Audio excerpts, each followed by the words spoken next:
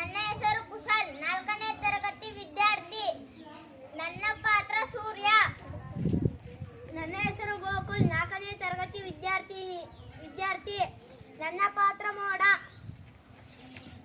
ನನ್ನ ಹೆಸರು ಶ್ರೀನಿಧಿ ಯಾದವ್, 4ನೇ ತರಗತಿ ವಿದ್ಯಾರ್ಥಿ. ನನ್ನ ಪಾತ್ರ ಬೆಟ್ಟದ ರಾಜ. ನನ್ನ ಹೆಸರು ಅನುಶ್ರೀ, 5ನೇ ತರಗತಿ ವಿದ್ಯಾರ್ಥಿನಿ. ನನ್ನ ಪಾತ್ರ ಇಲಿರಾಯ. ನನ್ನ ಹೆಸರು ದೀಪ್ತಿ, 5ನೇ ತರಗತಿ ವಿದ್ಯಾರ್ಥಿನಿ. ನನ್ನ ಪಾತ್ರ ಇಲಿರಾಣಿ. ಈಗ ನಾಟಕ ಶುರುವಾಗುತ್ತದೆ. ನಮಗೆ ಒಬ್ಬಳು ಮಗಳಿದ್ದಾಳೆ. ಅವಳಿಗೆ ತಕ್ಕ ವರನನ್ನು ಹುಡುಕಬೇಕಲ್ಲ. ಏನು ಮಾಡುವುದು? ಬಾ, ಸೂರ್ಯನ ಹತ್ತಿರ ಹೋಗೋಣ. ಸೂರ್ಯಣ್ಣ, ನಮಗೆ ಒಬ್ಬಳು ಮಗಳಿದ್ದಾಳೆ. ಅವಳನ್ನು ಮದುವೆ ಮಾಡಿಕೊಳ್ಳುವೆಯಾ?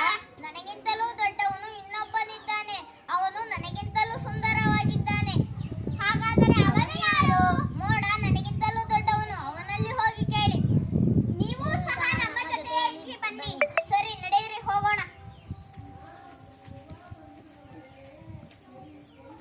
ಮೋಡಣ್ಣ, ನಮಗೆ ಒಬ್ಬಳು ಮಗಳಿದ್ದಾಳೆ. ಅವಳನ್ನು ಮದುವೆ ಮಾಡಿಕೊಳ್ಳುವೆಯಾ?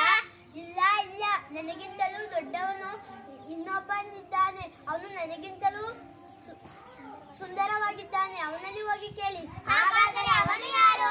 ಬೆಟ್ಟದ ರಾಜ. ನೀವು ಸಹ ನಮ್ಮ ಜೊತೆಯಲ್ಲಿ ಬನ್ನಿ. ನಡೆಯಿರಿ, ಹೋಗೋಣ.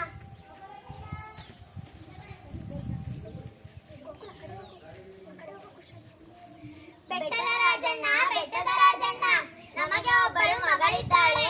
ಅವಳನ್ನು ಮದುವೆ ಮಾಡಿಕೊಳ್ಳುವೆಯಾ? ನನಗಿಂತಲೂ ದೊಡ್ಡವನು ಮತ್ತೊಬ್ಬನಿದ್ದಾನೆ. ಅವನು ನನಗಿಂತಲೂ ಸುಂದರವಾಗಿದ್ದಾನೆ.